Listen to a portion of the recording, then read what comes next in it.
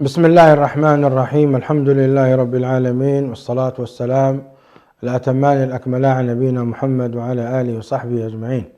مشاهدي الأكارم، سلام الله عليكم ورحمته وبركاته. أهلا وسهلا ومرحبا بكم في حلقة جديدة ببرنامجكم هو الله. هذه هي الليلة 17 من ليالي شهر رمضان المبارك لعام 1446 من الهجرة النبوية الشريفة. ما زال الحديث ماتعا ممتعا يبهج القلوب ويسر الوجدان والأرواح، الحديث عن ربنا سبحانه وتعالى وعن صفاته وعن آياته وقدراته من خلال آياته الكونية. إن الله سبحانه وتعالى خلق هذا الكون بعجائبه من سماوات وأراضين وغيرها، وتحدث عن هذه الآيات الكونية تارة بالتفصيل وتارة بالإجمال في القرآن الكريم، وذلك حثا لعباده وللبشرية أجمع من أجل أن تتفكر في هذه المخلوقات، كيف خلقت، ومن الذي خلقها، ولماذا خلقها. تحدث القرآن الكريم عن هذه الآيات الكونية بأساليب مختلفة. ترى ما هذه الأساليب التي استخدمها القرآن الكريم فاستثار حفيظة الصحابة الكرام من المؤمنين ومن المسلمين ومن أهل الإحسان والبر إلى قيام الساعة؟ كيف أثر فيهم؟ ماذا قال؟ وكيف كان أسلوب القرآن؟ ومتى استخدم وكيف استخدم من أساليب التأثير؟ كل ذلك سنحاول أن نتعرض له في هذه الحلقة لنتلمس رحمة الله عز وجل واستعطاف قلوب عباده إليه سبحانه وتعالى كي تلين هذه القلوب، وكيف ينوع الله عز وجل لها العرض. كل ذلك رحمة بالبشرية. إن الله بالناس كل الناس لرؤوف رحيم.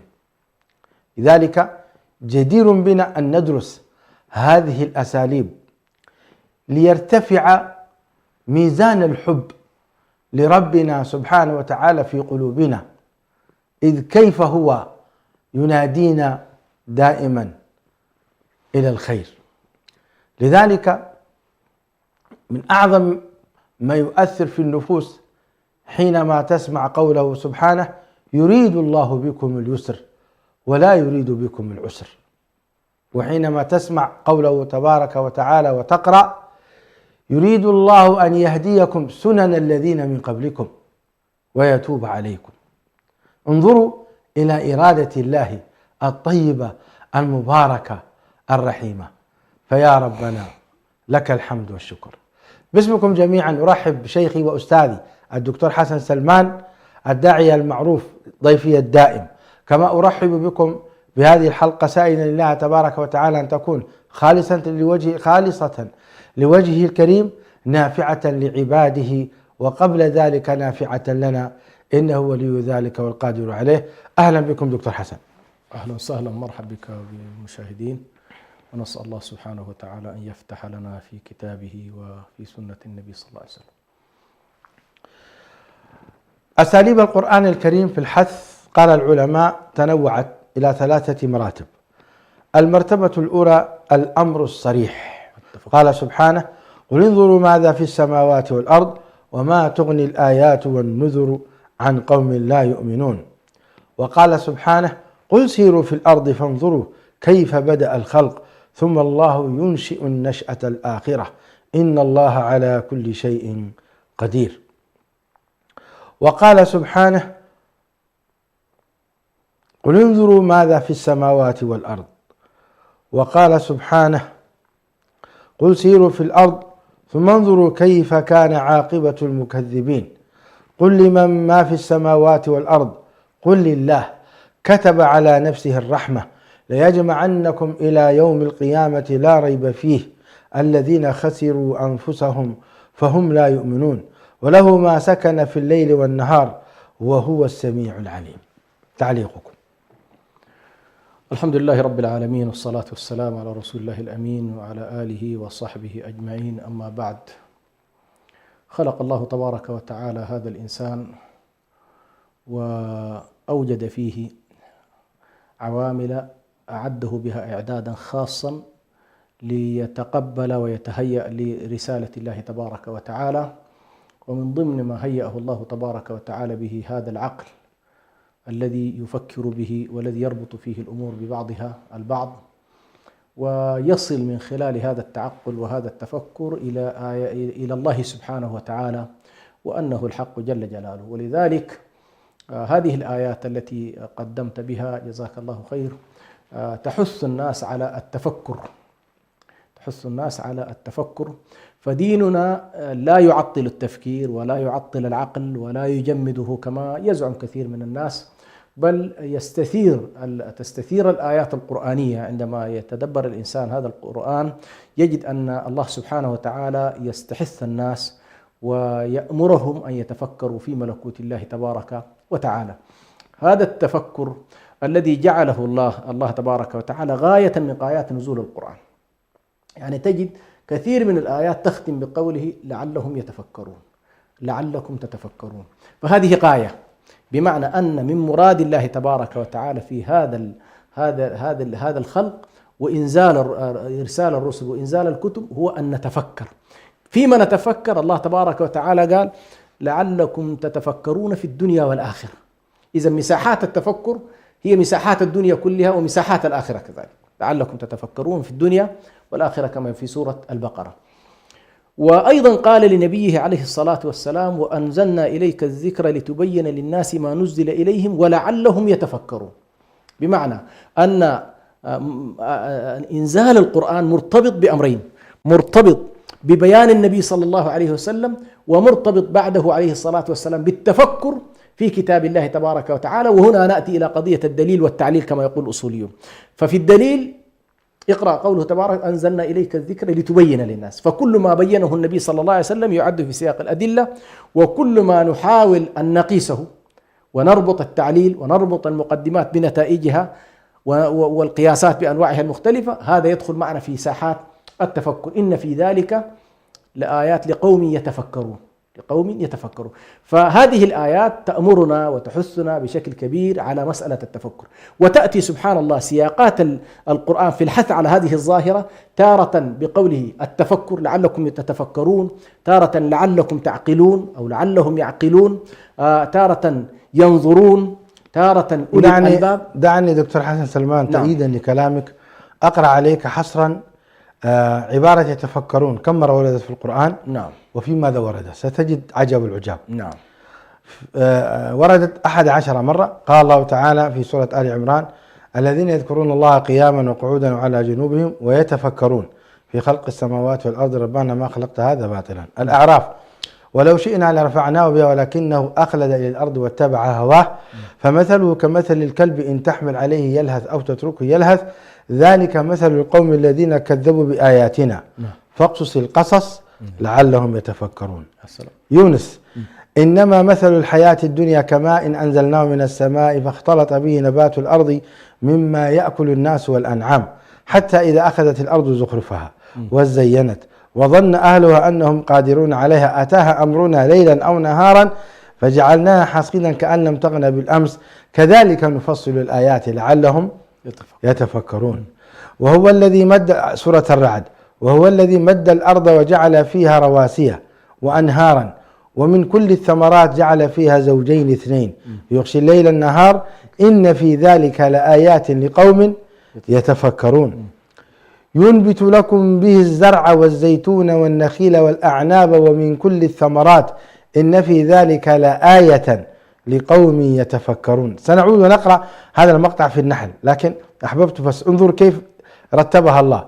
قال تعالى بالبينات والزبر وأنزلنا إليك الذكر لتبين للناس ما نزل إليهم ولعلهم يتفكرون.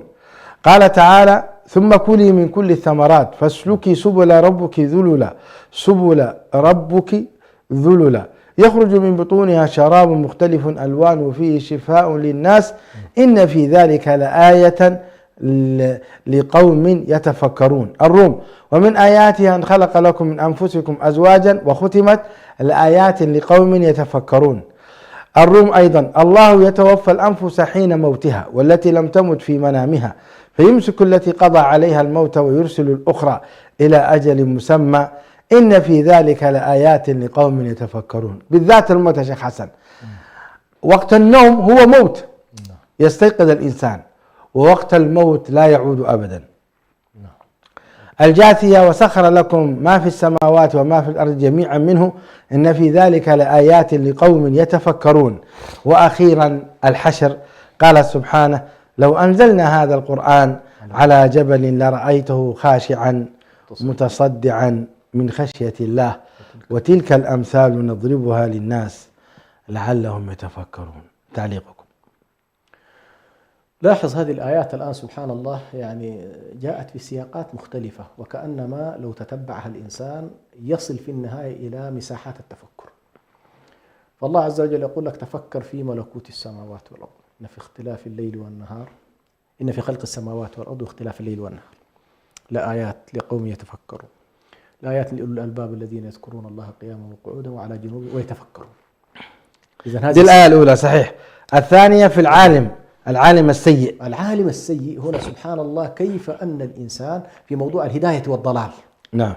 هذه أيضا ساحة للتفكر لتنظر كيف يضل من ضل وتنظر أيضا كيف يهتدي من كيف اهتدى. نعم صحيح. وأيضا حتى لا تنخدع، يمكن للإنسان أحيانا أن يكون في ظاهره على الهدى وفي باطنه على خلاف فيختم الله له صحيح بباطنه وليس بظاهره. سريعا أيضا إنما مثل الحياة الدنيا كماء أنزلناه فاختلط. هنا لاحظ الآن في قضية الإحياء والموت. نعم. مسألة إنه كيف الله تبارك وتعالى ينزل الماء تنبت العشب نفس زينت الأرض حتى أتت زخرفها. نعم. ثم يضرب ذلك مثالا لقضية إيه؟ قضية الموت. نعم. قضية النهايات. ثم تجد أيضا في تنوع الأرض تنوع الأرض في تنوع ثمرات الأرض في الرعد وهو الذي مد الأرض من كل الثمرات جعل فيها. نعم. النباتات نعم. ثم قضية النحل. صحيح. النحل كيف إنه والله موضوع الأدوية والعلاجات والأمور هذه كلها ساحة للتفكر. صحيح. يعني سبحان الله هنا كيف من حشرة أيوة يخرج منها هذا السائل الذي هو شفاء لكل الأمراض. نعم سبحان الله. فالله عز وجل كنا في ذلك الآية يجب أن تتفكر في معناها وتتدبرها وتنظر إليها إلى مآلات. قضية الزوجة أيضا الزوجة والزوج. أيوة الحياة الاجتماعية ساحة للتفكر. نعم. لاحظ الآن قضية الزوج والزوجة وما ينجم عنهما من أولاد وما يكون بينهما من توارث من خصائص ومن صفات هذه كلها أيضا ساحة للتفكر والتدبر. أخيرا خشوع الجبال يا سلام الرواسي. نعم. أمام القرآن. نعم. هنا طبعا سبحان الله لولا أن الله عز وجل دلنا على ذلك ربما لغفلنا عن ذلك، لكن الله عز وجل يقول لو أنزلنا هذا القرآن على جبل لرأيته خاشعا متصدعا من خشية الله. صحيح. هنا طبعا هذا بعد إيماني الآن، لكن التفكر وين؟ لا ولكن ليس بعد إيمان بل حقيقة. لا يعني الذي لا يسلم به إلا من كان مؤمنا. يعني نعم. الذي لا يؤمن بالمعاني هذه. نعم صحيح. لكن هو بعد إيماني. نعم. لكن هذا البعد يقودك لشيء آخر، إنه والله لماذا هذه الجبال تخشع؟ وفي سورة البقرة وإن منها مش كده؟ إن من لما يهبط من خشية الله من خشية الله. إيه؟ طيب لماذا هذه الجبال بكل قوتها وشدتها وصلابتها تلين أمام كلمات الله وأنت لا تلين؟ يعني أي قسوة هذه وأي شدة هذه مصيبة. وأي بلاء هذا يجعل الإنسان سبحان الله في موضوع التفكر مساحاته تتسع بكل ذلك. ولذلك الله تبارك لما قال تفكرون في الدنيا والآخرة، هذه كلها مساحات في مجالات الدنيا. لكن يا شيخ وتتفكر كذلك في ملكوت الله في الآخرة، تتفكر في الجنة وتتفكر في نعيمها وتتفكر في رؤية الله تبارك وتعالى وما أعده له النعيم، وتتفكر في الحور العين عوالم الجنة، هذا العوالم ثم تتفكر في الجناء في النيران وما فيها من عذاب وكذا، وتتفكر في الصراط. فعلى كل ساحة التفكر بالنسبة للمسلم ساحة كبيرة جدا، وتفعل فيه هذا التفكر يولد تصورات. ميزة التفكر أنه يولد تصورات، هذه التصورات تنتج أعمالا إيجابية بالنسبة للإنسان المسلم. صحيح. نعود إلى الجبل. الجبل يا شيخ حسن يخشى، ثبت من خلال كتاب الله أنه يخشى، أنه يتصدع، بل يفرح. نعم. لما صعد النبي عليه الصلاة والسلام على جبل أحد اهتز جبل أحد فرحا برسول الله، وقال النبي عليه السلام له: أثبت أحد فإنما عليك نبي وصديق وشهيدان. إلى هذا الحد الجبال تخشع وتعرف ربها، بل أن بعض المفسرين قالوا لما قال موسى عليه السلام: ربي أرني أنظر إليك، قال لن تراني ولكن انظر إلى الجبل فإن استقر مكانه فسوف تراني. قال فلما تجلى ربه للجبل جعله دك. قالوا إن الجبل صعق من شدة فرحته بربه. بعض المفسرين قالوا هكذا: ذاب الجبل فرحا أن الله تجلى له. وهذا يؤيد معنى قوله تعالى: وإن منها كما تفضلت. تعليقكم حول هذا؟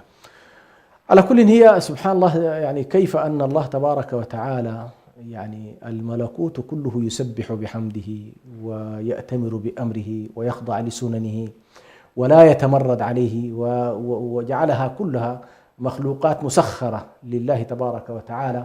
ولكن الكائن الوحيد الذي منحه الله سبحانه وتعالى وشرفه وكرمه وجعله مستخلف في الأرض، وآتاه الآيات البينات وآتاه الرسل وأنزل إليه الكتب ويتعهده بين فترة وأخرى، ومع ذلك هو لا زال في قسوته، لا زال في طغيانه، لا زال في تمرده على الله سبحانه وتعالى، مما يستحق حقيقة أن هذا الإنسان، هذه الظاهرة الإنسانية التي فيها خاصية الإيمان لدرجة أنها تقترب من الملائكة، وخاصية الطاعات التي تقترب من الملائكة، وفيها في نفس الوقت خاصية العصيان والتمرد التي تقترب من إبليس، كلها مساحة للتفكر في آيات الله. أحسن الله إليكم شيخنا شيخ حسن. في قوله تعالى: تعقلون ويعقلون، وردت في القرآن الكريم تعقلون 24 مرة ويعقلون 22 مرة. إذن لي أقرأها سريعا وعليكم التعليق. قال الله تعالى في تعقلون: أتأمرون الناس بالبر وتنسون أنفسكم وأنتم تتلون الكتاب أفلا تعقلون. البقرة: فقلنا اضربوه ببعضها كذلك يحيي الله الموتى ويريكم آياته لعلكم تعقلون.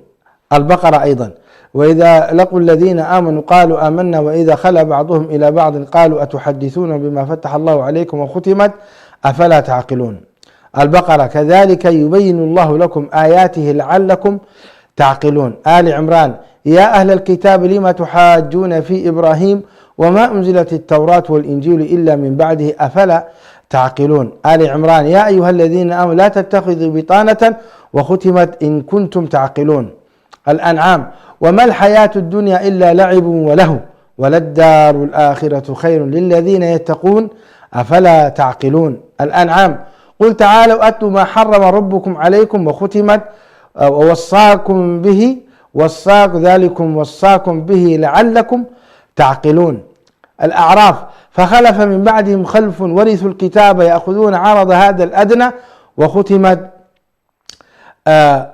والدار الآخرة خير للذين يتقون أفلا تعقلون. يونس: قل لو شاء الله ما تلوته عليكم ولا أدراكم به وختمت أفلا تعقلون. هود: يا قوم لا أسألكم عليه أجرا إن أجري إلا على الذي فطرني أفلا تعقلون. يوسف: إن أنزلناه قرآنا عربيا لعلكم تعقلون.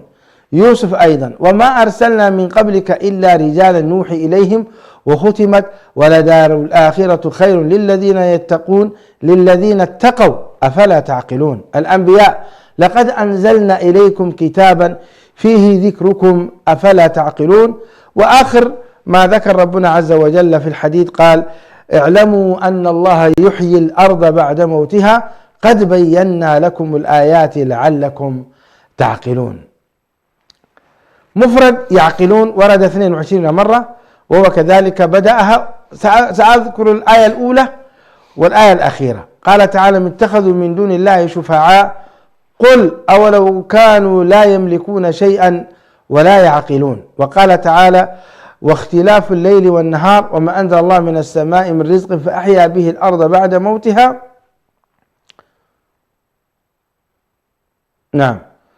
إلى أن قال: لا يقاتلونكم جميعا إلا في قرى محصنة أو من وراء جدر بأسهم بينهم شديد تحسبهم جميعا وقلوبهم شتى ذلك بأنهم قوم لا يعقلون.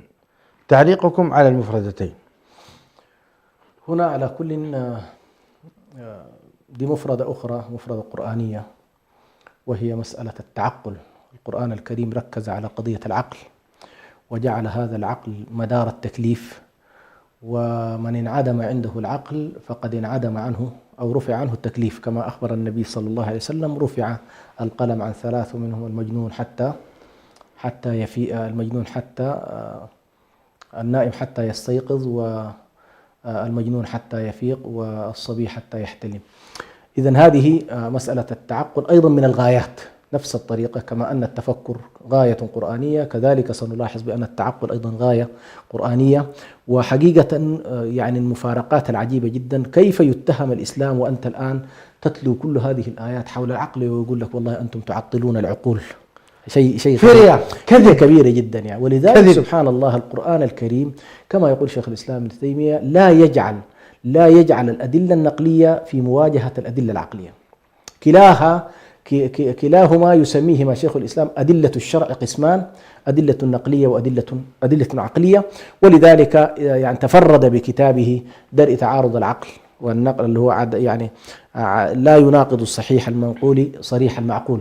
وبالتالي القرآن الكريم يحث الناس على التعقل. لكن هنا خلينا نربط ما بين الفكر والتعقل، بين الفكر والتعقل. كأنما الله سبحانه وتعالى في التفكر يقول لك: انطلق تدبر في كل الساحات، ثم ما تتوصل إليه من نتائج صحيحة تدل على الله سبحانه وتعالى اربط عليها، وكأنما اجعلها معاقل معاقل الأمر عندك، اجعلها معاقل الأمر عندك. فالله يقول لك والله تفكر في ملكوت السماوات والأرض، تفكر في الأرض، تفكر في السماوات، تفكر، انظروا ماذا في كذا، انظروا ماذا في كذا، ثم بعد ذلك ستصل إلى جملة من النتائج. هذه النتائج التي تتوصل إليها هي التي يمكن أن نسميها بالأدلة الأدلة العقلية التي توافق بطبيعة الحال صحيح المنقول ولا تتعارض معه بأي حال من الأحوال. ولذلك يوم القيامة سبحان الله الذين كفروا ودخلوا النار كانت مشكلتهم ماذا قالوا؟ وقالوا لو كنا نسمع أو نعقل ما كنا في أصحاب السعير. أحسنت. ما كنا في أصحاب، يعني عطلوا السمع وعطلوا عطلوا العقل. عطلوا السمع من خلال أنهم ما تجاوبوا مع رسل الله سبحانه وتعالى الذين جاءوا بالمنقولات وجاءوا بالوحي الذي هو يسمع ويتلى ويقرأ ويستوعب، ولم يفكروا أيضا بحيث والله يستطيعوا من خلال عقولهم الوصول إلى سلامة ما جاءت به الرسل وما أنزلت به أحسن الله إليكم وجزاكم الله خيرا. أيضا مفردة أولي الألباب وردت في القرآن 16 مرة. سأقرأ الآية وعليكم التعليق في 3 ثواني. قال تعالى: ولكم في القصاص حياة يا أولي الألباب لعلكم تتقون. الله أكبر. هنا لاحظ: ولكم في القصاص حياة، مع أن ما معنى يا أولي الألباب؟ أولا أولي الألباب هم أولي العقول الراجحة. نعم. أولي العقول الراجحة، إنه هذا الأمر تحديدا الذي يدركه أنه العرب كانت في الجاهلية تقول: القتل أنفى للقتل. يعني إذا كان والله أدرك الناس أنه إن قتل فسيقتل، الله جاء بمفردة أعلى منها، وهو أنه والله هذا القتل فيه الحياة. جميل. الحج أشهر معلومات، فمن فرض فيهن الحج فلا رفث ولا فسوق ولا جدال في الحج، وما تفعلوا من خير يعلمه الله، وتزودوا فإن خير الزاد التقوى، واتقون يا أولي الألباب. تقون يا أولي الألباب. هنا التدبر في المعاني الإيمانية في الحج على وجه التحديد، وأن كل الشعيرة مرتبطة بالتقوى، ولن يدرك ذلك إلا أصحاب العقل. ولأن الوقت أيضا قليل فيا صاحب العقل لا تضيع وقت فيما لا فائدة فيه. نعم. البقرة: يؤتي الحكمة من يشاء، ومن يؤتى الحكمة فقد أوتي خيرا كثيرا وما يذكر إلا أولو الألباب. نسأل الله أن يرزقنا الحكمة. آمين. تعليقكم. وما يذكر إلا أولو الألباب. هنا يتكلم الله تبارك وتعالى عن الحكمة، والحكمة طبعا أصولها في كتاب الله، اللي هي الحكمة الواردة في قوله تبارك وتعالى الكتابة والحكمة التي وردت في سياقات كثيرة، فسرت طبعا في بعضها بسنة النبي صلى الله عليه وسلم، وبعضها الآخر مطلق الحكمة، مثل هذه الآية: يؤتي الحكمة من يشاء، اللي هي القضايا التي توافق المنقول والمعقول، هذه وتندرج في فلا تنفع الذكرى إلا لأولي الألباب. جميل. نعم.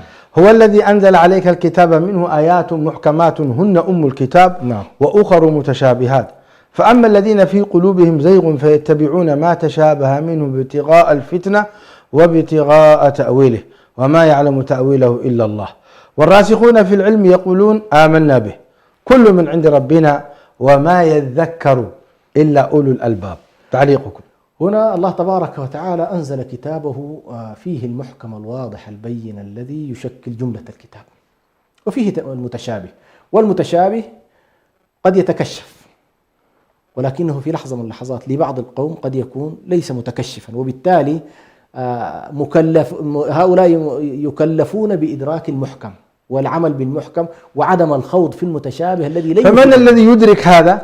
أولو الألباب. يا سلام. نعم، أولو الألباب هم الذين آل عمران: إن في خلق السماوات والأرض واختلاف الليل والنهار لآيات لأولي الألباب. نعم، هذا واضح. الذي يتفكر في خلق السماوات والأرض ويستنتج منها نتائج إيجابية تدله على الله سبحانه وتعالى. قل لا يستوي الخبيث والطيب ولو أعجبك كثرة الخبيث فاتقوا الله يا أولي الألباب لعلكم تفلحون. نعم، هذا أيضا معرفة الخير والشر ومعرفة الحق والباطل، ولا يغرنك عدم الاغترار بالباطل وكثرة أهله، وما دام أنك أدركت أن هذا هو الحق فاسلك هذا الدرب ولو كان وهذا لا يدركه إلا أولي الألباب. لقد كان في قصصهم عبرة لأولي الألباب ما كان حديثا يفترى ولكن تصديق الذي بين يديه وتفصيل كل شيء وهدى ورحمة لقوم يؤمنون. نعم، قال هنا عبرة لأولي الألباب. عبرة لأولي الألباب اللي هي القصص. إيه؟ لن يستفيد منها ومن نتائجها، لأن القصص يريد الله تبارك وتعالى أن تعبر من خلال الماضي إلى المستقبل. الآن نسميها المعابر، مش كده؟ فالله عز وجل يريدنا أن العبرة إن الله أنقل هذه التجربة إلى أن تعبر بها وتختصر المسافات عليك. أفمن يعلم أن ما أنزل إليك من ربك الحق كمن هو أعمى إنما يتذكر أولو الألباب. نعم، كلام قوي. نعم، سبحان الله. كلام سأعيد قراءته. نعم. أفمن يعلم أن ما أنزل إليك من ربك الحق كمن هو أعمى إنما يتذكر أولو الألباب. الذي طبعا كأنما المعرض عن الوحي هو في عماية وفي ضلال، والذي يتجاوب معه فهو في نور. أو من كان ميتا فأحييناه وجعلنا له نورا يمشي به في الناس. أحسن الله إليكم. ومثله في الظلمات ليس بخارج. ما شاء الله. هذا بلاغ للناس ولينذروا به وليعلموا أنما هو إله واحد وليذكر أولو الألباب. هذا التذكر المتعلق بمعرفة الله وتوحيده جل جلاله لن يصل إليه إلا أولو الألباب وأصحاب العقول الراجحة.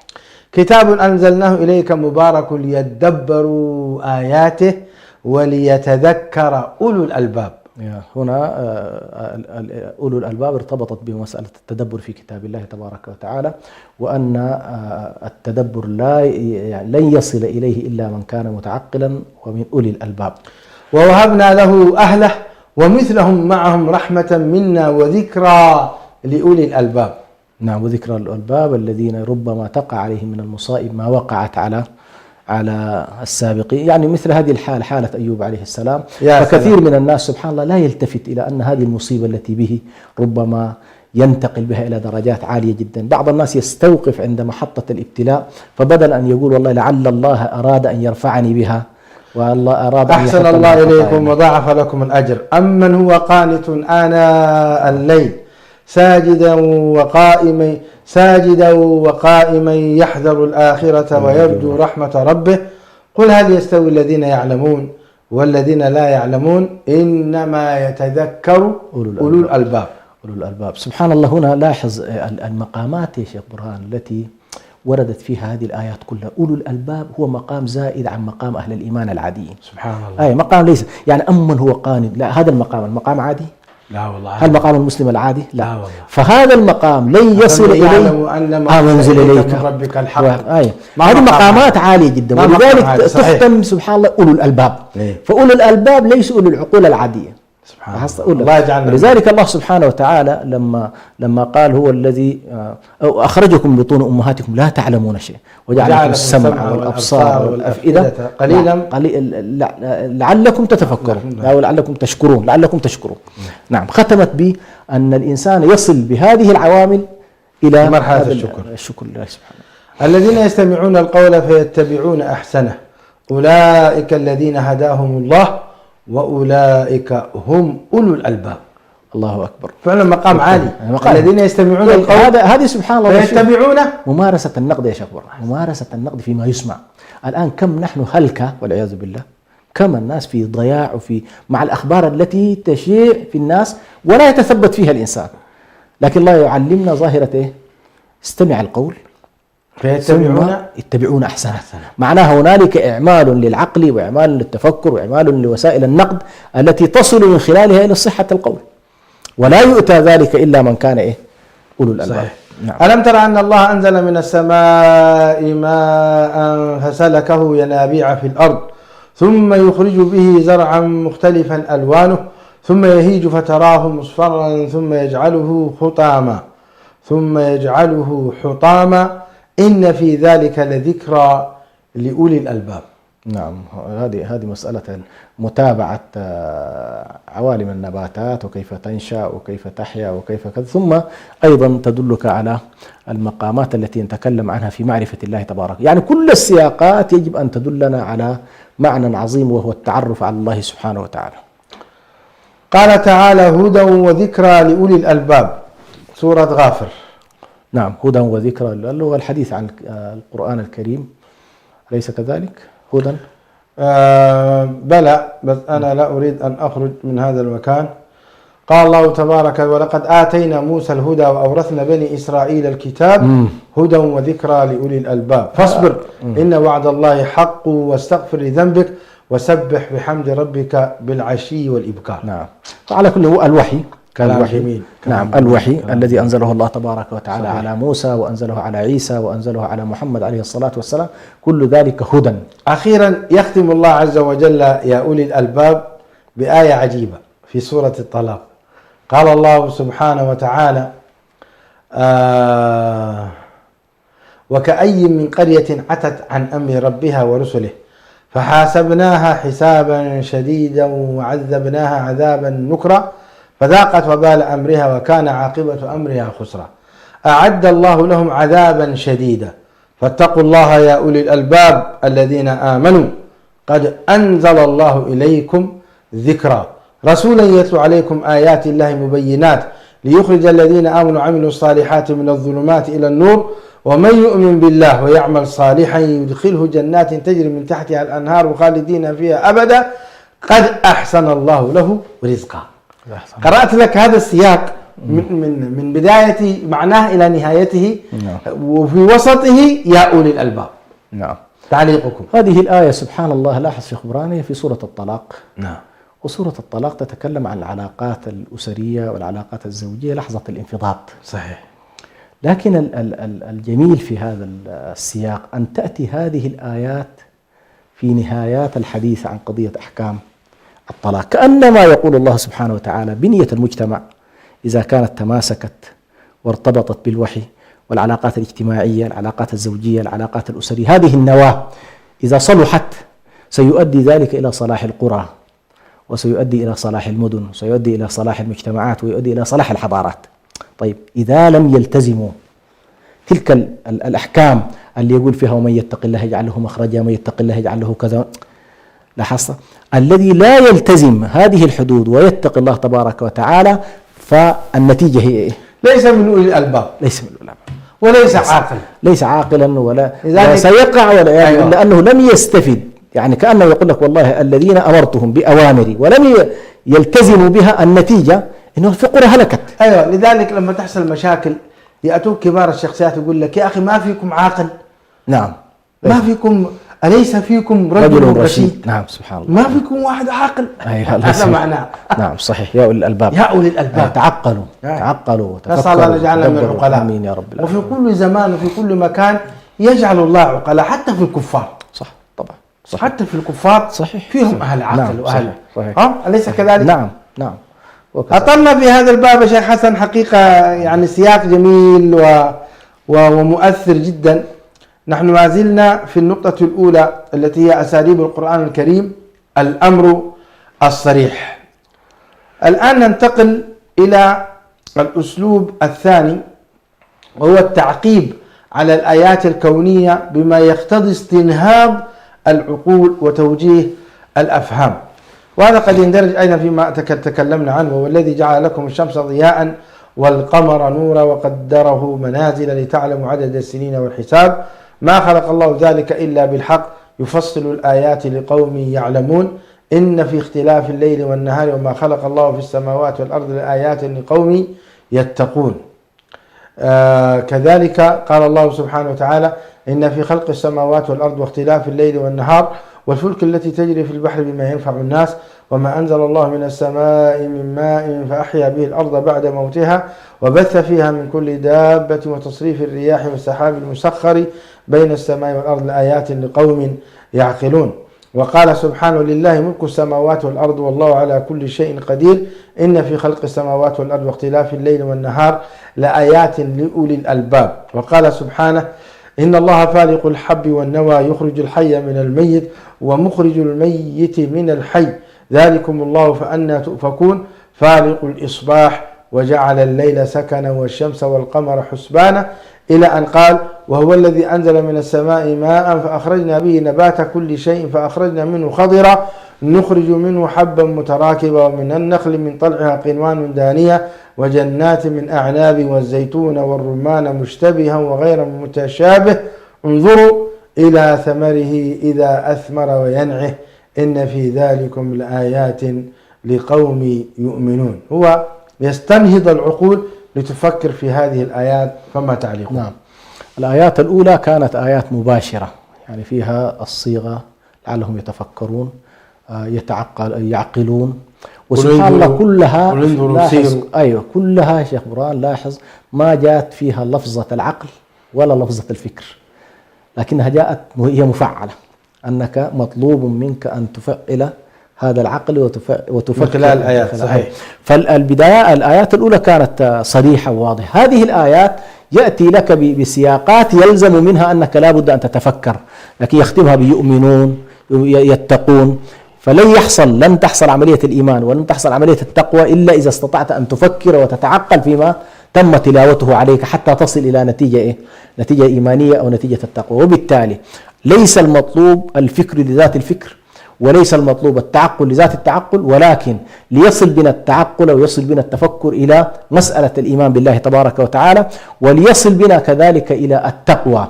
فلما قال الله تبارك أو نفى الله تبارك وتعالى مسألة العقل عن اليهود مثلا، وهم لا يقاتلونكم إلا في قرى محصنة أو من وراء جدر بأسهم بينهم شديد تحسبهم جميعا وقلوبهم شديد ذلك أنهم قوم لا يعقلون، نفى الله تبارك وتعالى عنهم نفى عنهم العقل.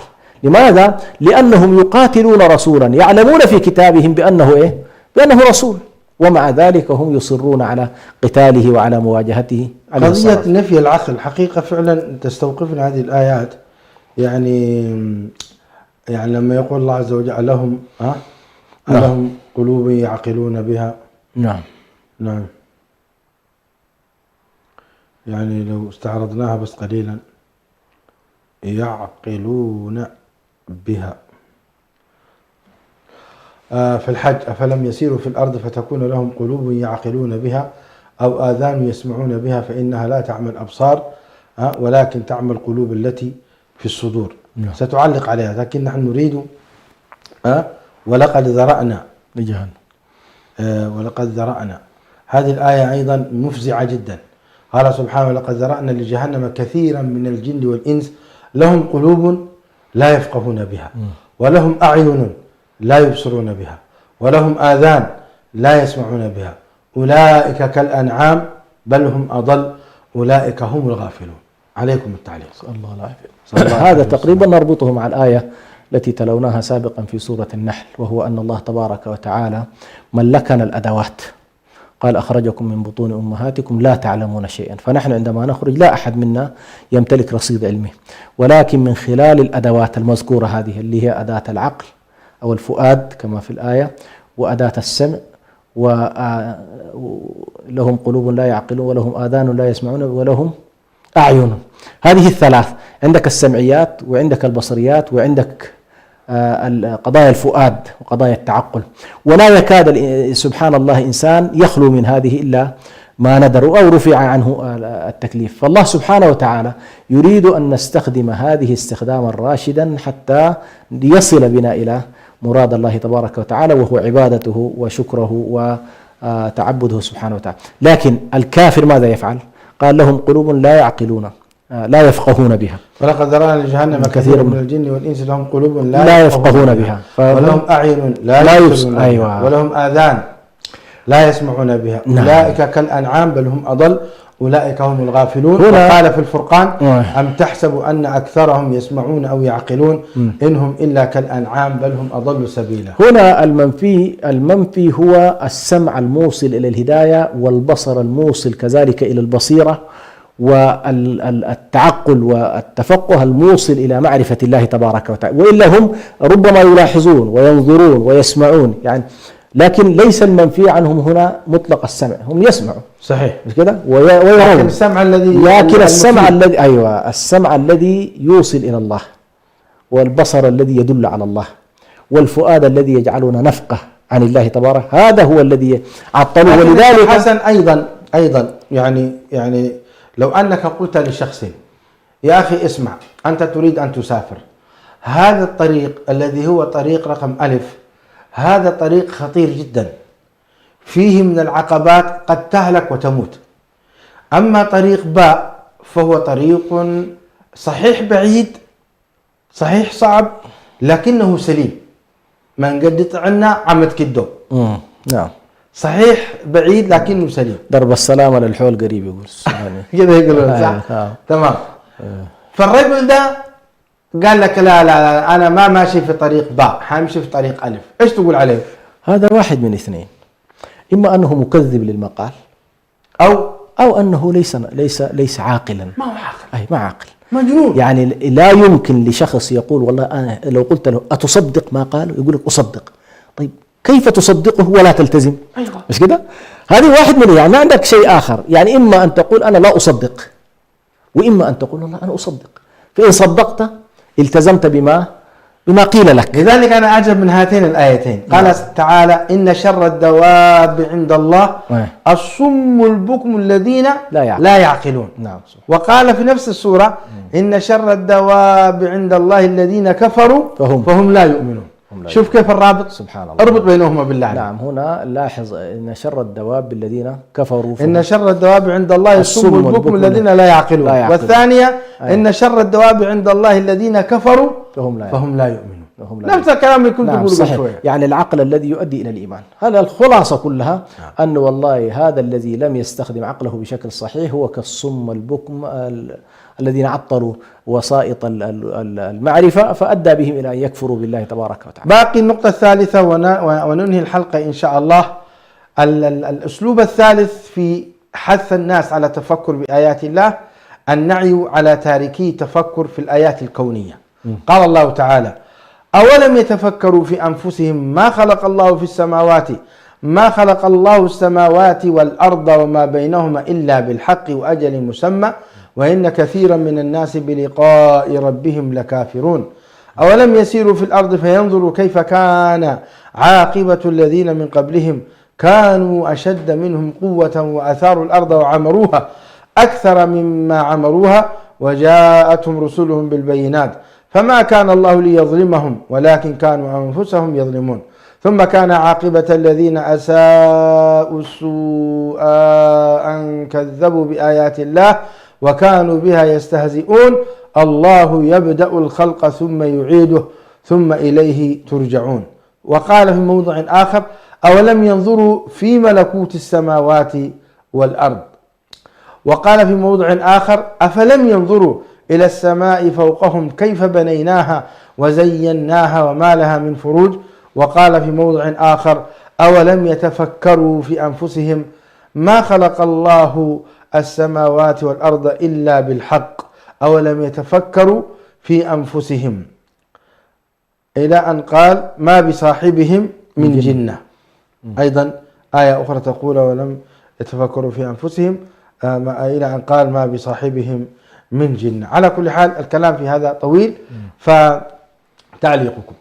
هنا يعني لاحظ سبحان الله انتقل بهم من التصريح بالتفكر ثم إلى التلميح والطريقة غير المباشرة اللي هو يذكر الآيات ثم يدل على أنه النعي اللي هو استحثهم استحثاث، ثم الآن دخل في التقريع. نعم. والتقريع مرحلة خلاص، يعني كأنما أنت إذا لم تنتفع معك الصورة الأولى ولا الصورة الثانية فإن لا بد من الصفع كما يقولون والمطارق، وكأنما هذه مطرقة تدخل على القلوب وتدخل على العقول، لأن الله تبارك وتعالى يقول لك ولا تتفكر في النفس، لا تتفكر في السماوات، لا تتفكر في الأرض، لا تتفكر في ملكوت الله، ما الذي أصابك؟ فالله سبحانه وتعالى هنا يخاطبنا بالتوبيخ والتقريع، وأنه الإنسان الذي يعطل سمعه ويعطل بصره فإنما ذلك كفران بنعمة الله تبارك وتعالى. والقرآن يستحثنا أحيانا التفكر الفردي، لأنه أحيانا العقل الجمعي قد لا يصل بنا إلى يعني العقل الجماهيري يسمونه، اللي هو الصيحات العامة، يمكن لواحد شخص يسوق ملايين من البشر. لكن الله سبحانه وتعالى في قضايا الوحي وقضايا الرسالات يقول: قل إنما أعظكم بواحدة أن تقوموا لله مثنى وفرادى ثم تتفكروا ما بصاحبكم من جنة. يعني كلكم تقولون أن محمد مجنون وأن محمد ساحر، لكن اذهبوا إلى بيوتكم بعيدا عن الضجيج، بعيدا عن الفوضى، بعيدا عن العقل الذي يعني يسيطر فيه الملأ. اجلسوا مع أنفسكم فرادى أو مثنى، يعني حتى ما تصل إلى 3 مثنى أو ثم تتفكروا ما بصاحبكم فتفكروا في رسالة الله، تفكروا في رسول الله. ألم يكن هذا النبي الذي كنتم تصفونه بالصادق الأمين، ما الذي أصابكم فجأة مجرد أن جاء بالرسالة اتهمتموه في عقله؟ نعم، الآية الكريمة: فقد لبثت فيكم عمرا من قبلها فلا تعقلون. نعم، فلا تعقلون. هذه كلها الآن لاحظ يعيدهم إلى عقولهم. نعم. يعني أنتم ولذلك كان النبي صلى الله عليه وسلم يتعجب من بعض أهل العقول الذين تأخروا في الإسلام. منهم خالد، يقول أعجب في خالد، أعجب في عمرو بن العاص، يعني عقول كبيرة وعقول راجحة، ما الذي جعلهم يتأخرون؟ الله سبحان الله. هؤلاء عللوا بأن والله عقولهم كانوا سلموها لمن؟ لآبائهم، للكبراء. أولو كان آبائهم لا يعقلون شيئا، ولو كان آبائهم لا يعقلون ولا قيل لهم اتبعوا ما أنزل الله قالوا بل نتبع ما ألفينا عليه آباءنا أولو كان آباؤهم لا يعقلون شيئا ولا يهتدون. طيب، إذن لا في عقل ولا في هدايات من الوحي ولا هدايات من الكتاب ولا هدايات من الفطرة، فأنت في إشكال كبير. مشاهدي الأكارم، بعد هذا البيان الطيب المبارك ما لنا إلا أن نقول: ربنا ما خلقت هذا باطلا سبحانك فقنا عذاب النار. ربنا لا تزغ قلوبنا بعد إذ هديتنا وهب لنا من لدنك رحمة إنك أنت الوهاب. كنا في حديث ماتع في آيات الله الكونية الدالة على وحدانيته وعلى ربوبيته وصدق كتابه وصدق نبيه محمد صلى الله عليه وسلم. أرجو أن تكونوا قد استمتعتم بهذه الحلقة، سائلين الله تعالى أن يتقبل منا ومنكم الصيام والقيام، وأن يكتب لنا رضوانه فلا يسخط علينا أبدا، إنه ولي ذلك والقادر عليه. أتقدم بالشكر الجزيل للشيخ الأستاذ حسن سلمان، كما أشكركم مشاهدي الأكارم ومشاهدات الكريمات على حسن متابعتكم. هذا أخوكم برهان يحييكم، والسلام عليكم ورحمة الله وبركاته. عليكم السلام. الفكر يا إنسان لو أطلقته